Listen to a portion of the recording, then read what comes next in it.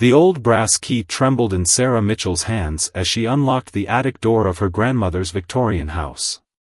Dust motes danced in the beam of afternoon sunlight streaming through the single round window. After her grandmother Rose's passing 3 months ago, Sarah had been putting off this moment, the final clearing of a life lived for 94 years. The attic held the accumulated treasures and trinkets of 4 generations. Each box she opened revealed fragments of lives long past, yellowed photographs, tarnished silverware, and delicate lace doilies that smelled of mothballs and memories. Sarah worked methodically, sorting items into piles for keeping, donating, or disposal.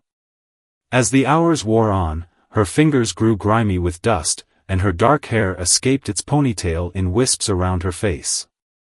It was nearly sunset when she found the ring.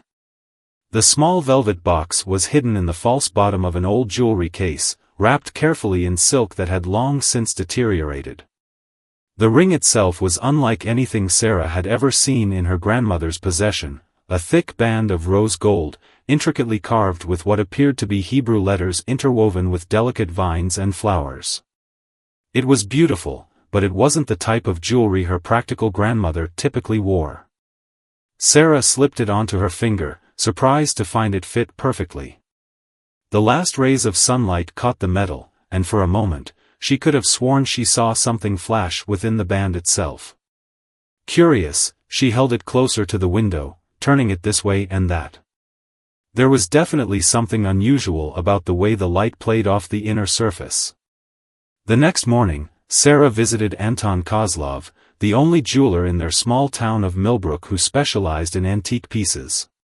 The bell above the shop door chimed softly as she entered, and the elderly jeweler looked up from his workbench, his magnifying loupe still attached to his glasses.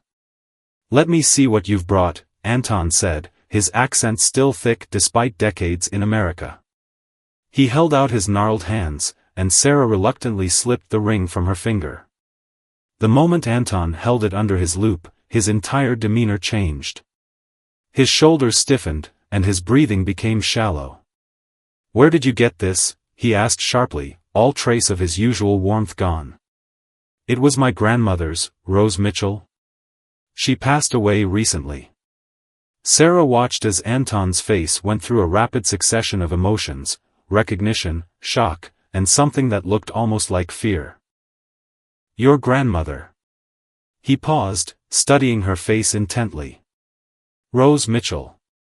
Before that, she was Rose Weinberg, yes?" Sarah nodded, surprised. She'd never known her grandmother's maiden name. Anton laid the ring carefully on his black velvet work mat and reached beneath the counter for something. His hands shook as he withdrew a small photograph, its edges worn and corners rounded with age. Sarah leaned forward to see it better, and felt the floor tilt beneath her feet. The photograph showed a much younger Anton, probably in his 20s, standing next to a beautiful young woman who could only be Sarah's grandmother. They were both smiling, but their eyes held a tension that seemed at odds with their expressions. Between them stood a small boy, perhaps 7 or 8 years old. "This ring," Anton said quietly, "has a secret compartment. And what's inside, it could change everything you thought you knew about your grandmother.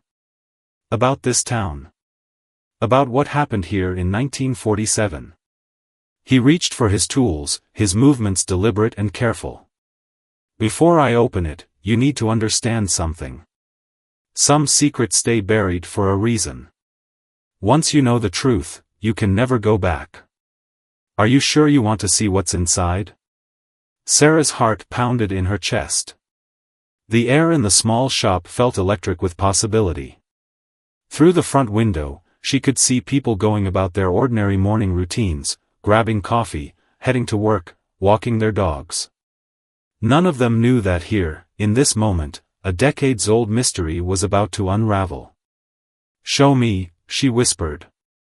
Anton's skilled fingers worked with precision, pressing hidden catches in the intricate carving.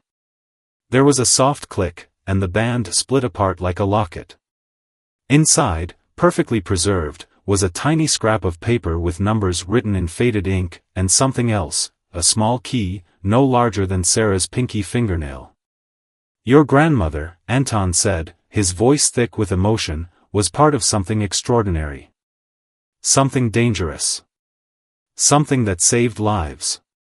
He looked up at Sarah, his eyes bright with unshed tears. "And now, after all these years, it's time for the truth to come out." The bell above the shop door chimed again, and Sarah turned to see an elderly man entering the store. The moment he saw the ring on Anton's work mat, all color drained from his face. "My God," he whispered. "It's happening. After all this time, it's finally happening." Sarah looked between the two men, their faces etched with a mixture of fear and resolution. Whatever secret that ring held, it was bigger than just her grandmother. It was bigger than all of them. And somehow, Sarah knew that uncovering the truth would change not just her understanding of her family's past, but the entire history of Millbrook itself.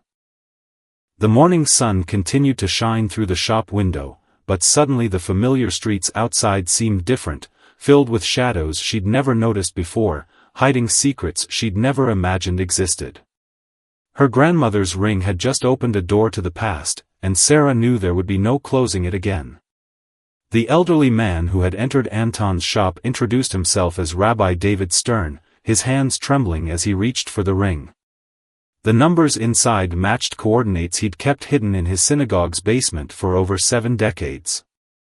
Sarah spent the next week piecing together her grandmother's secret life through dusty archives, hidden letters, and late-night conversations with the town's oldest residents. In 1947, Rose Weinberg wasn't just a young nurse, she was part of an underground network helping Holocaust survivors rebuild their lives. The coordinates in her ring led to a series of safe houses stretching from New York to Montreal. Millbrook, with its quiet streets and tight-knit community, served as a crucial waypoint. Sarah discovered a cache of letters in her grandmother's attic, hidden behind a loose floorboard. Written in a mix of English, Yiddish, and Polish, they told stories of desperate journeys, false identities, and the constant fear of discovery. Rose had worked with a network of ordinary people, shopkeepers, teachers, farmers, who risked everything to help strangers find safety. One letter, dated September 1947, revealed the true significance of the ring. It was a gift from Jacob Kozlov, Anton's older brother, who had escaped Poland with critical information about Nazi collaborators still living under assumed names in America. The ring's secret compartment contained not just coordinates, but a code key for deciphering messages passed through the network. As Sarah dug deeper, she found evidence that Millbrook's respectable facade hid darker secrets. Some prominent families had built their fortunes on stolen Jewish assets. Others had actively worked to prevent refugees from settling in the area. Her grandmother and her allies had operated in plain sight, using their positions in the community to protect those they helped while gathering evidence against those who had profited from genocide. The town library yielded more surprises. In photographs of local social events from the late 1940s, Sarah began noticing patterns.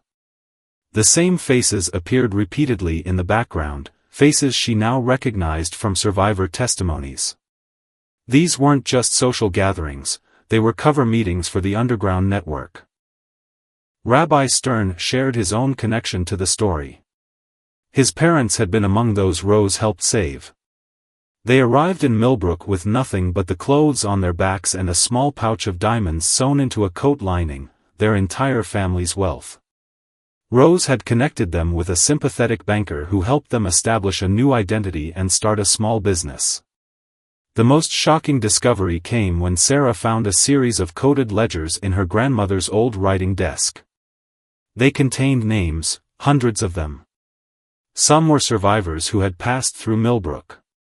Others were collaborators who had reinvented themselves as respectable American citizens. The implications were staggering. Your grandmother wasn't just helping refugees, Anton explained one evening, as they pored over the documents. She was building a case. The evidence she gathered, it could have exposed some very powerful people. Still could. Sarah began noticing subtle changes in how certain town elders treated her. Some avoided eye contact in the grocery store. Others made pointed comments about leaving the past in the past. A few even suggested that going through her grandmother's things was unnecessary and potentially disruptive to the community. The turning point came when Sarah received an anonymous note in her mailbox: "Some secrets are meant to stay buried. Your grandmother understood that in the end. You should too." But Rose hadn't understood that, or at least, hadn't accepted it. Hidden in the base of an old lamp, Sarah found her grandmother's last letter, written just weeks before her death. "My dearest Sarah. If you're reading this, you've found the ring and begun to understand. I've carried these secrets for so long, protecting both the innocent and the guilty. But the time for silence is ending. The truth may hurt, but lies poison everything they touch. The ring is yours now, along with all it represents. Use it wisely. Use it justly. Use it to finally bring light to the shadows. All my love. Grandma Rose." The letter confirmed what Sarah had begun to suspect: her grandmother hadn't simply been part of a refugee network. She'd been its mastermind, orchestrating an operation that spanned continents while maintaining the appearance of a simple small-town nurse. The ring wasn't just a tool for the network, it was a key to unlocking a history that powerful people had worked decades to bury. As Sarah sat in her grandmother's study that night, surrounded by evidence of an extraordinary life hidden in plain sight, she realized she faced a choice that would affect not just her family, but the entire community. The truth about Millbrook's past was now in her hands. The ring glinted on her finger in the lamplight, its secrets now fully known but its implications still unfolding. Outside, the town slept peacefully, unaware that its carefully maintained narrative was about to be challenged. Sarah opened her laptop and began to write, her grandmother's words echoing in her mind: "The time for silence is ending." The underground network unfolded like a carefully orchestrated symphony of secrets. Sarah's investigation led her to a hidden basement beneath Millbrook's old post office, accessible only through a series of tunnels that connected several downtown buildings. Here, she found evidence of an operation far more extensive than she'd imagined. The basement contained rows of filing cabinets, their contents preserved by the cool, dry air. Each drawer held detailed records, transportation schedules disguised as grocery deliveries, medical records that doubled as coded messages, and photographs documenting the movement of hundreds of survivors through Millbrook between 1947 and 1955. Anton shared his brother Jacob's journal, revealing how Rose had transformed Millbrook's mundane infrastructure into a sophisticated underground railroad. The town's laundry service became a communication hub, with coded messages passed through specific patterns of folded sheets. The local diner served as a meeting point, with booth numbers corresponding to safe house locations. Even the library's card catalog contained a parallel system of information, invisible to those who didn't know where to look. But the network faced constant threats. Sarah discovered records of close calls and narrow escapes.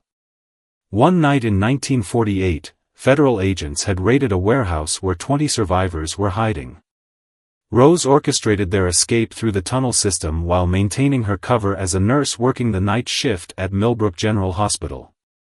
The ring played a crucial role in these operations. Its Hebrew inscriptions weren't just decorative, they formed part of a complex cipher system. When combined with the weekly Torah portion numbers from Rabbi Stern's synagogue, they created an unbreakable code. Messages could be hidden in plain sight, published in the local paper's personal ads or announced during radio broadcasts. More disturbing were the detailed files Rose kept on former Nazi collaborators living in America. These weren't just low-level participants, they included businessmen, doctors, and government officials who had reinvented themselves after the war. The evidence was meticulously gathered: photographs, witness testimonies, and documents proving their true identities.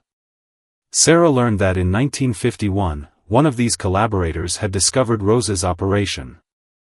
Instead of exposing it, he attempted to blackmail the network. Rose's response was audacious. She threatened to release evidence implicating dozens of prominent figures in war crimes. The standoff resulted in an uneasy truce that protected both sides' secrets for decades. The network's sophistication became clear as Sarah pieced together its structure. Rose had created a system of cells, each operating independently but interconnected through carefully managed communication channels. If one cell was compromised, the others could continue functioning. The ring served as both a key to this system and a symbol of authority within it. A breakthrough came when Sarah discovered a series of microfilm reels hidden inside hollow books in her grandmother's library. These contained detailed maps of escape routes across North America, along with lists of safe houses, sympathetic officials, and emergency contacts. The scope was staggering. This wasn't just about helping survivors reach safety, it was about building an entirely new underground infrastructure. One name kept appearing in the records: Elizabeth Chen, a Chinese-American doctor who had worked with Rose at the hospital. Together, they had created a medical documentation system that provided survivors with new identities while maintaining records of their true histories. This information was crucial for helping families reconnect after years of separation. The most dangerous aspect of the operation involved gathering evidence against war criminals. Rose and her network hadn't just helped survivors escape, they had systematically collected testimony and documentation that could have exposed dozens of former Nazis living under assumed identities. This evidence was stored in multiple locations, with the ring's coded coordinates providing the only key to finding all the pieces. Sarah found photographs of her grandmother meeting with prosecutors from the Justice Department's War Crimes Division. The dates coincided with several high-profile disappearances of former Nazi officials who had been living quietly in American suburbs. The implications were clear: Rose's network had been instrumental in bringing war criminals to justice, even as it helped their victims build new lives. As she delved deeper into the records, Sarah realized that many of Millbrook's current prominent families were connected to the network, some as helpers, others as those who had actively worked against it. The town's present-day dynamics suddenly made sense: the old alliances and feuds, the unspoken tensions at social events, the careful dance of power and influence that governed local politics. The more Sarah learned, the more she understood why her grandmother had protected these secrets for so long. The network hadn't just saved lives, it had reshaped the entire community, creating bonds and divisions that persisted generations later. The ring wasn't just a key to the past, it was a lens through which the present came into sharp, sometimes uncomfortable focus.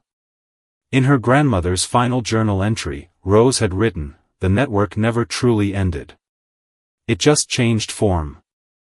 The need to protect the vulnerable, to fight injustice, to speak truth to power, these things don't end. They evolve. The ring passes to a new generation, and with it, the responsibility to continue the work in whatever form it takes. Sarah sat in the basement archive, surrounded by evidence of her grandmother's extraordinary legacy. The ring felt heavier on her finger now, weighted with the responsibility of history and the questions it raised about the future. What would this knowledge mean for Millbrook? For the families of both survivors and collaborators? For the ongoing struggle against hatred and injustice? The answers weren't clear, but one thing was certain: the network story wasn't over. It had simply entered a new chapter, with Sarah as its unexpected inheritor. Sarah sat alone in her living room, the weight of her discoveries pressing down like a physical force. The ring on her finger seemed to pulse with the gravity of the choice before her. Expose everything and risk tearing apart hundreds of families, or maintain the silence that had protected both victims and perpetrators for decades? Her cell phone buzzed, another message from Marcus Chen, Elizabeth's grandson and now the editor of the Millbrook Gazette. "We need to talk. Not over the phone. Meet me at the old water tower at midnight." The water tower had been one of Rose's primary observation posts, offering a clear view of the train station where survivors would arrive under cover of darkness.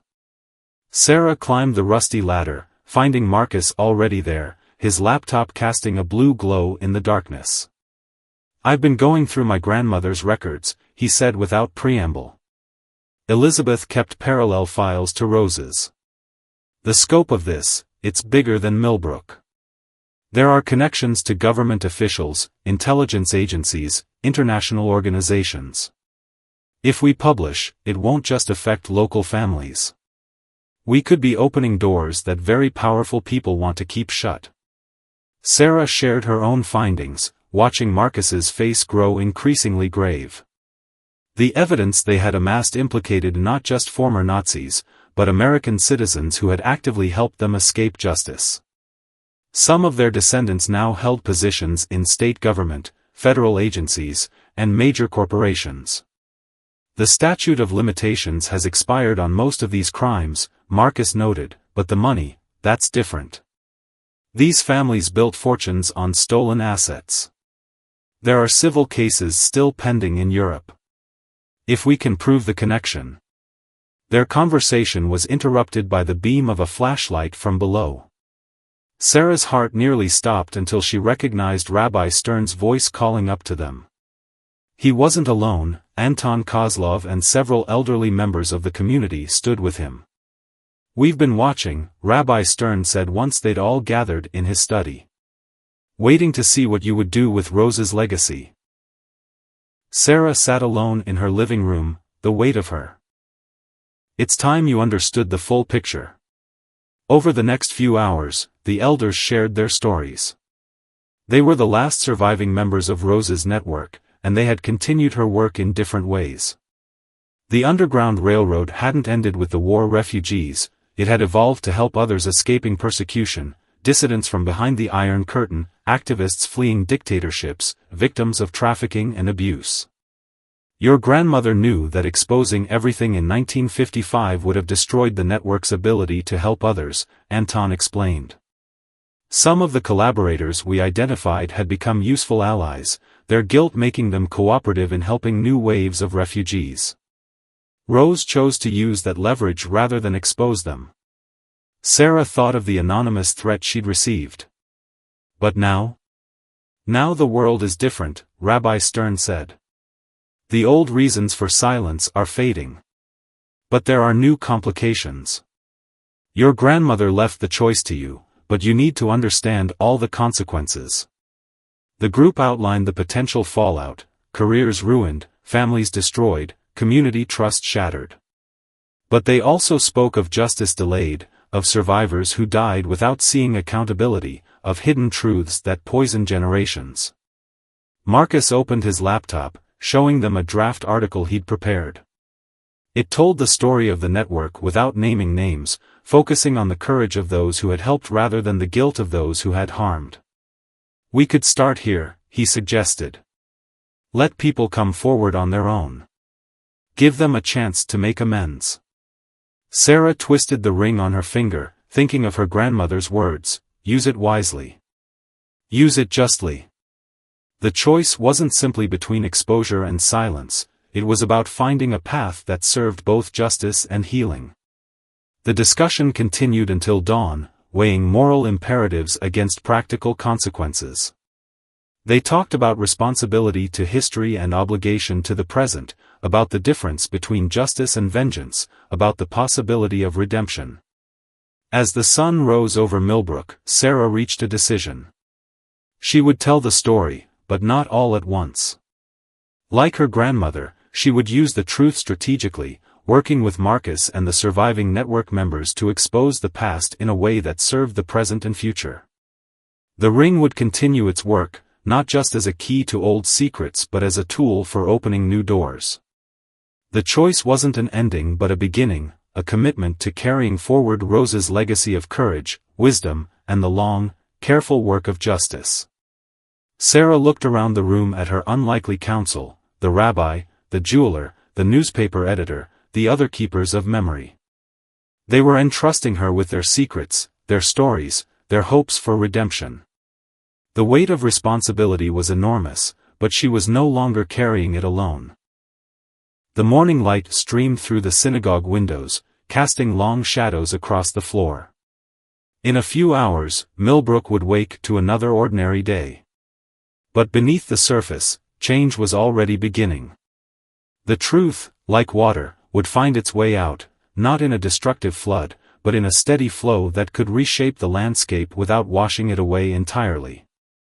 Sarah touched the ring one last time, feeling its familiar weight. She had chosen her path. Now she had to walk it, step by careful step, into whatever future it would bring. The consequences cascaded through Millbrook like ripples in a still pond. Marcus's first article in the Gazette, titled "The Silent Heroes of Millbrook," sparked immediate reaction.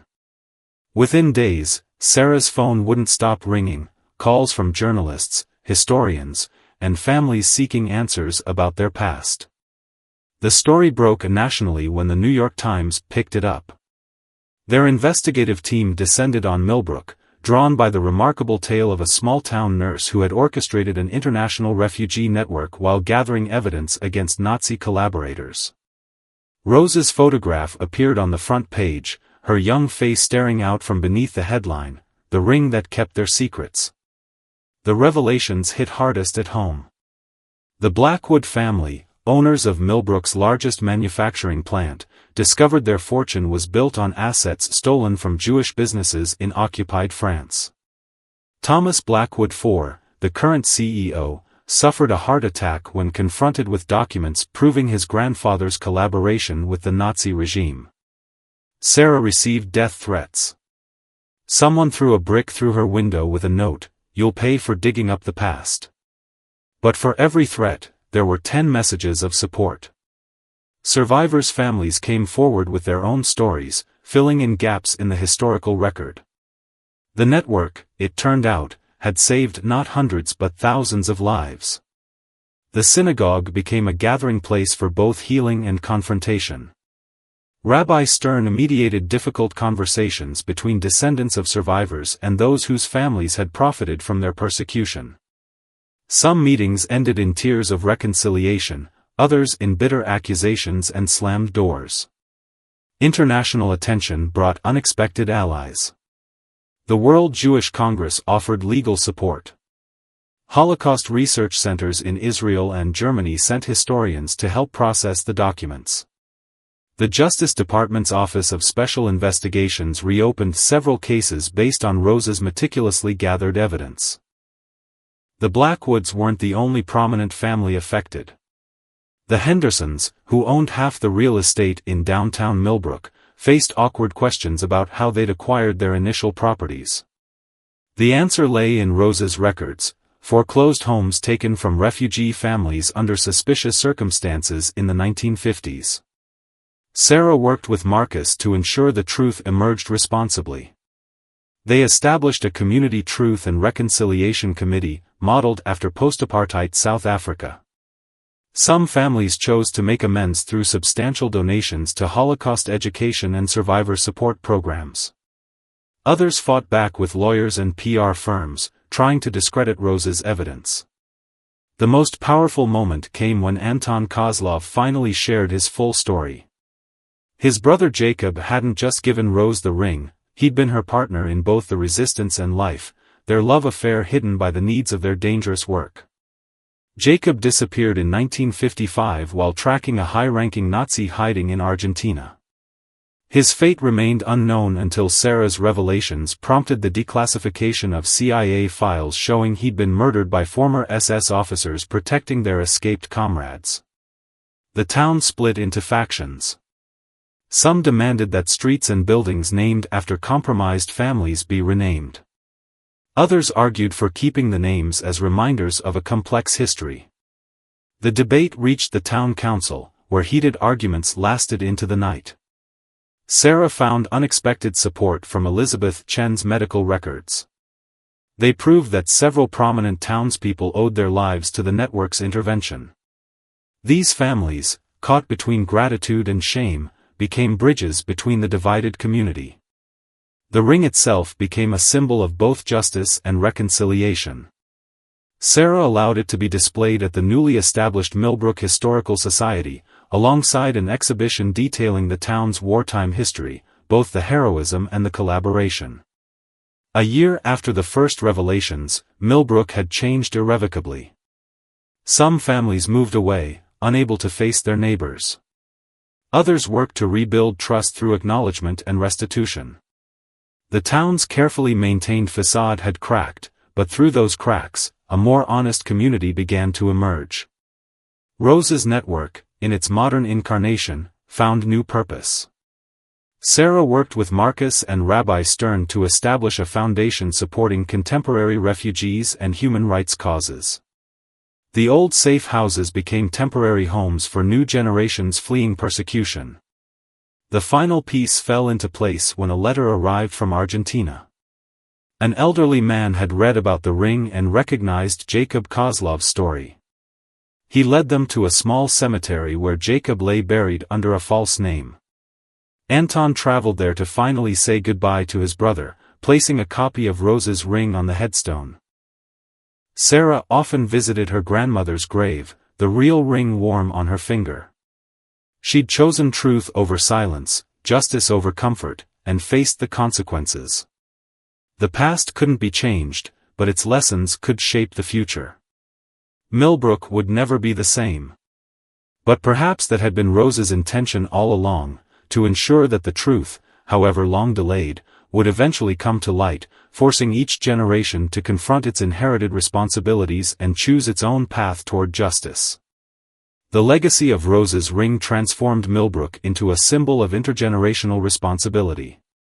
5 years after the initial revelations, the town had become a case study in how communities could confront difficult histories and emerge stronger. The Millbrook Foundation, established with restitution funds from affected families, grew into a powerful force for social justice. Sarah oversaw its expansion from local projects to international initiatives, partnering with human rights organizations worldwide. The original ring's design, with its intertwined Hebrew letters and vines, became the foundation's logo, a reminder that justice and healing could grow together. Marcus Chen's coverage earned him a Pulitzer Prize, but more importantly, it sparked a national conversation about historical accountability. Other communities began examining their own post-war histories, uncovering similar networks of both resistance and complicity. Millbrook became a blueprint for how to handle such discoveries with both justice and compassion. The town's physical landscape reflected its transformation. The old post office tunnels were preserved as a museum, where visitors could trace the steps of refugees who had passed through decades earlier. The water tower, where Sarah had made her fateful decision, was converted into an observation deck and memorial, its walls inscribed with names of those saved by the network. Rabbi Stern and Anton Kozlov worked together to create an educational program that brought students from around the world to learn Millbrook's story. They taught that heroism often wore ordinary faces, that evil could hide behind respectable titles, and that moral choices resonated across generations. Thomas Blackwood IV, after recovering from his heart attack, made perhaps the most surprising transformation. Rather than fight the revelations about his family's past, he devoted himself to making amends. The Blackwood factory became a center for refugee job training and support, offering new beginnings just as Rose's network had done decades earlier. Sarah found personal healing too. Understanding her grandmother's double life helped her comprehend the complexity of love and duty. Rose and Jacob's hidden romance, documented in carefully preserved letters, read like a testament to sacrificing personal happiness for a greater cause. Yet their work had created ripples of positive change that continued to spread. The ring itself generated unexpected connections. Jewelry historians discovered it was one of several created by a resistant Jewish craftsman in Warsaw. 2 others surfaced in response to Millbrook's story, one in Montreal, another in Buenos Aires. Each had played a role in parallel rescue networks, their secrets now part of a larger narrative of resistance and survival. International attention brought both challenges and opportunities. Holocaust deniers targeted Millbrook with campaigns of harassment, but their efforts only strengthened the town's resolve. When neo-Nazis planned a march through downtown, the entire community turned out to peacefully oppose them, standing together regardless of their families' past divisions. The Millbrook model of reconciliation attracted academic interest. Universities sent researchers to study how the town had managed to address historical wrongs without descending into endless recrimination.